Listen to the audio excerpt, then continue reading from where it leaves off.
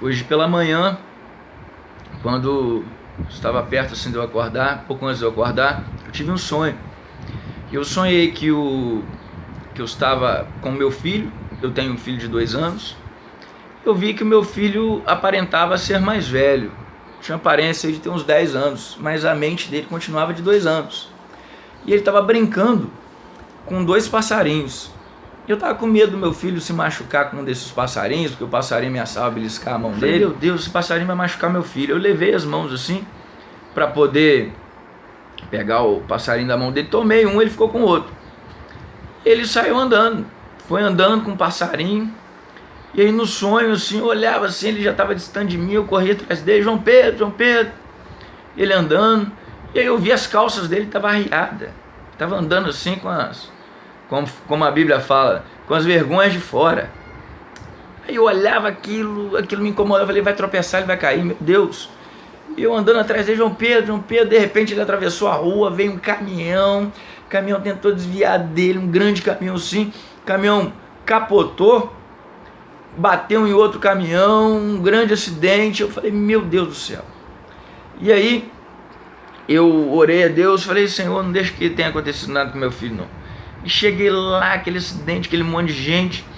E aí eu falei assim, João Pedro, chamando João Pedro, olhando para as pessoas, alguém viu João Pedro, o que aconteceu? Mas com esperança em Deus, que não tinha acontecido nada com ele, que Deus tinha preservado ele. E aí de repente eu ouvi ele chorando, debaixo do caminhão assim. Aí eu olhei assim debaixo do caminhão, ele estava ferido, estava sangrando, mas não era nenhuma ferida grave assim. Eu peguei ele no colo, ele estava mais assustado do que ferido. Era uma ferida, mas não era uma ferida assim grave, que deixasse ele impossibilitado de se locomover, nada com risco de morte. Eu peguei ele no colo. E eu peguei ele no colo e estou andando com ele, no meu colo. E aí de repente algumas pessoas estavam, meu Deus, o que esse rapaz fez, esse menino e tal. E outros, graças a Deus, ele não morreu e tal. De repente uma pessoa olha para mim e fala assim, mas que menino burro. Eu olhei para ele e falei, rapaz, mesmo você está dando graças a Deus que ele está vivo, é uma vida, rapaz. Você chama ele de burro. Ele é menino burro mesmo, tal, não sei o que, olha a problemática que ele causou, olha o estrago que ele causou. Eu fiquei bravo, é meu filho. Fiquei bravo, falei, rapaz, vamos resolver isso nós dois. E chamei ele pro braço. Aí é sonho, tá, irmão? É sonho. Aí falei, meu Deus, mas eu sou pastor, não posso fazer isso. Falei, não, mas é meu filho. Falei, vem cá, rapaz, que nós vamos resolver isso aqui agora, nós dois. Aí eu acordei, fiquei com aquilo na cabeça. Falei, meu Deus, esse sonho não foi um sonho comum não. Quando eu sonho e acaba o sonho, eu já acordo assim. Falei, porque Deus quer falar alguma coisa comigo. E muitos sonhos Deus tem me dado, tem se confirmado. E eu fui para a Natividade, fui orando no caminho de Natividade, voltando para Itaperuna. Eu lembrei desse sonho de novo. Eu lembrei na ida, mas na volta eu lembrei de forma mais intensa. Deus começou a me explicar. Primeiro ele me explicou de trás para frente. Ele falou assim, ó, da mesma forma que você não ficou feliz quando falaram bem feito para aquilo que aconteceu com seu filho, da mesma forma que você não gostou que criticasse o seu filho, eu não gosto que critiquem os meus filhos. Eu não gosto que falem bem feito quando algum filho meu se dá mal. Quando eu permito acontecer alguma coisa com naquele momento, eu falei, Senhor, me perdoa das vezes que eu critico seus filhos, que eu critico os pastores, né? Que eu critico aqueles pastores que perderam o foco, que perderam a visão, me perdoa. E Deus falou comigo que os pássaros representam as coisas desse mundo, os valores desse mundo, que estão nas nossas mãos e que voam, que vêm e que vão, coisas passageiras. Assim como Sansão, ele se envolveu com coisas passageiras, ele perdeu coisas eternas. Sansão não perdeu a salvação dele, está lá na galeria dos heróis da fé, ele se arrependeu no final. Mas Sansão, ele perdeu a oportunidade de fazer mais para Deus. O tempo de ministério ali, de um juiz de Israel, o tempo ali da Bíblia ali de ministério, quando você vê, é 40 anos. Sansão, ele julgou apenas 20 anos. Ficou pela metade, ele poderia ter feito mais. Sansão, ele perdeu a glória de Deus na vida dele, não foi apenas porque ele cortou o cabelo, foi porque ele nasceu e havia o voto de Nazireu. O voto de Nazireu ele era separado. Todo cristão, ele deve ser separado do mundo. E Sansão, ele quebrou os votos de Nazireu. Quando ele se casou com uma filisteia, a Bíblia diz que ele deu um grande banquete. Essa palavra banquete no hebraico significa festa regada a vinho. Ou seja, ele bebeu, ele não poderia beber, porque ele tinha um voto de Nazireu. Ele também, quando ele mata um leão, depois ele passa de novo pelo caminho, ele vê uma colmeia ali dentro daquele leão, ele pega aquela coisa imunda e come, ou seja, ele quebra mais um voto do voto de Nazireu. Depois ele se deita com uma prostituta, mais um voto quebrado. Depois ele se apaixona por Dalila e conta o segredo dele para Dalila, ela corta o cabelo dele, mais um voto quebrado. E aí ele, que era para ser consagrado, ele acabou na mão dos filisteus. E aí os filisteus falaram assim: tragam Sansão para nos divertir. Ou seja, um homem que tinha um chamado de libertador, esse homem virou entretedor. Ele ficava ali levando entretenimento para as pessoas.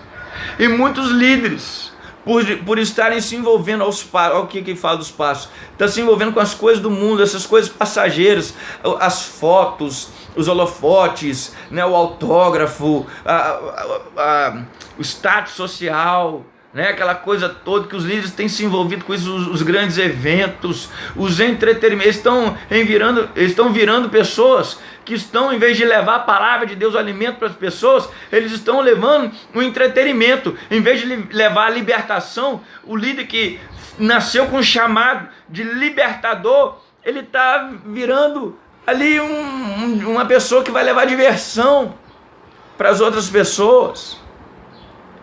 E aí Deus começou a me dar esse entendimento. Os meus filhos que nasceram com um chamado de libertador estão brincando, estão sendo seduzidos por coisas passageiras desse mundo, estão perdendo foco. Aí eu contei que no sonho, o meu filho, ele aparentava ter 10 anos de idade, né? Mas ele continuava com a mente de 2 anos, que é a idade que ele tem hoje.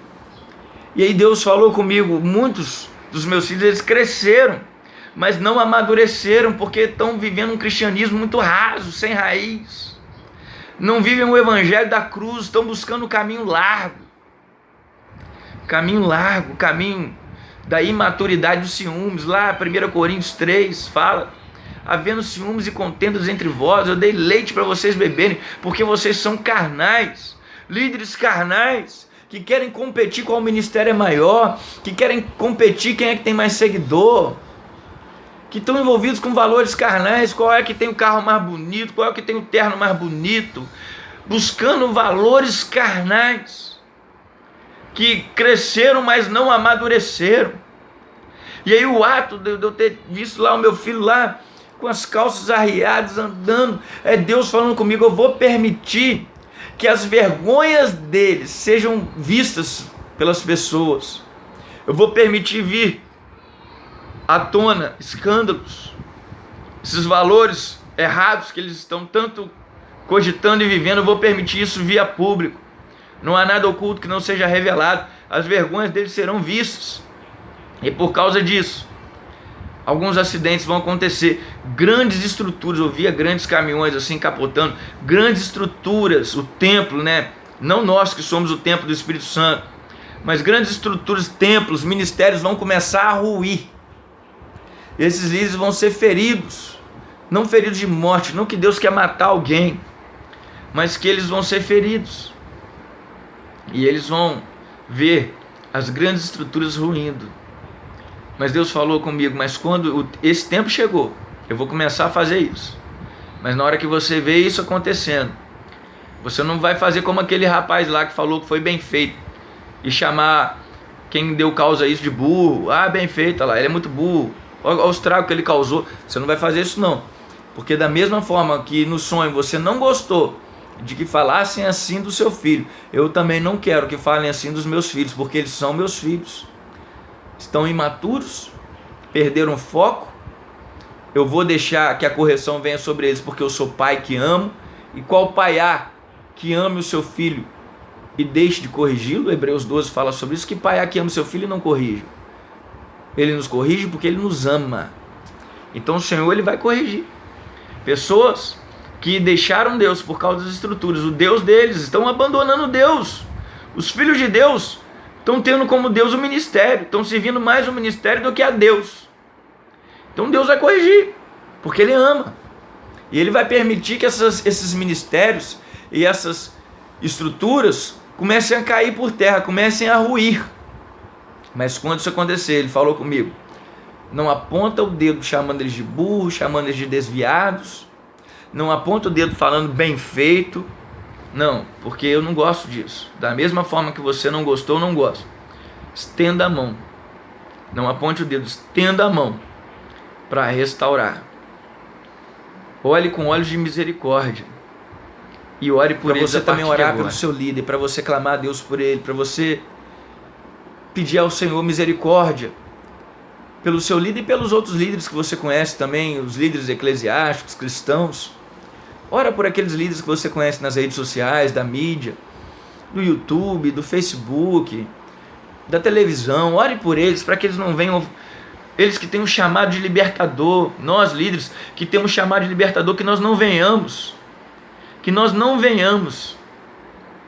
a dar entretenimento para o povo, mas que devemos levar a libertação aos cativos, liberdade aos cativos, proclamar a liberdade aos cativos, porque a ocasião, 1 Pedro capítulo 4 fala que a ocasião de começar o juízo é sobre a casa de Deus. Tempo, irmão, nós estamos nesse tempo, estruturas vão cair, ministérios vão ruir, as vergonhas de líderes serão expostas, alguns deles serão feridos. Não precisa de falar em público aqui que você viu essa mensagem ou que você estava errado. Não, se arrependa, mude de ideia, mude de postura, mude a sua conduta, busque a Deus de todo o seu coração e pregue o evangelho da cruz, porque as pessoas só vão aprender a viver a vida crucificada aonde o evangelho da cruz é pregado. Sabe por quê? A igreja está tão fraca, a igreja nunca teve tão cheia, mas nunca teve tão fraca, ela está inchada, mas está fraca, de crentes fracos que não têm experiência com Deus, que não tem compromisso com Deus, só vai para a igreja buscar a minha benção. Sabe por quê? Porque a mensagem da cruz não está sendo pregada, e aonde a mensagem da cruz não é pregada, a vida crucificada não é vivida. Discipulado é isso, é se tornar cada dia mais parecido com Jesus Cristo. Os cristãos mais maduros chamam os cristãos que estão chegando agora, os discípulos agora, para andar ao lado, discípulo ao lado. As pessoas não estão aprendendo a fazer discípulos, porque os grandes líderes só querem passar entretenimento, não querem fazer discípulos, porque dá mais trabalho. Irmãos, pelo amor de Deus, orem pelos seus líderes, orem. Mas na hora que a estrutura começar a ruir, porque muitos deles não vão se arrepender, vai ter que vir o juízo de Deus mesmo sobre eles e sobre o ministério deles. Eles se gabam tanto, né? Ah não, se eu tivesse errado, olha, quantos pastores, quantas ovelhas tem na sua igreja? Olha a minha igreja aqui, eu não para de crescer. Se eu tivesse errado, não estaria crescendo. Deus vai mexer aonde mais você se orgulha. Você se orgulha de ter uma estrutura grande, Deus vai ruir essa estrutura. Mas quando isso acontecer, a gente não vai apontar o dedo para eles acusando, não. Nós não vamos agir como cristãos imaturos também, não. Líderes imaturos que estão lá cheios de inveja, de ciúme, de competiçãozinha. Ah, minha igreja é maior, a outra lá é maior. Ah, minha igreja não sei o quê. Nós não vamos agir como eles, como cristãos carnais, não. Nós vamos estender as mãos, dizer, Pai, perdoa, porque eles não sabem restaurá-los, não acusá-los. Vamos orar por eles. Ora por mim também. Estou à frente da igreja lá em Natividade. A igreja tem crescido muito. Amanhã eu vou batizar mais uma turma lá. Deus tem feito maravilhas, mas eu não posso perder o meu foco. Eu não posso ser seduzido pelo ministério. A gente foi para um templo maior agora. Aí eu não posso ser seduzido por aquela estrutura. Meu Deus, agora eu estou na estrutura maior, mais bonita, um templo mais espaçoso e estamos crescendo muito. Não, eu não posso ser seduzido por isso, não. Meu foco é Deus, é Jesus Cristo. Eu tenho que viver a vida crucificada, eu tenho que saber que a glória é dele, porque dele, por ele, para ele. Eu só sou o mensageiro da igreja, eu só sou um canal pelo qual o Senhor há de falar com a igreja, mas o dono da igreja é ele, Jesus Cristo, que comprou a igreja com o sangue dele.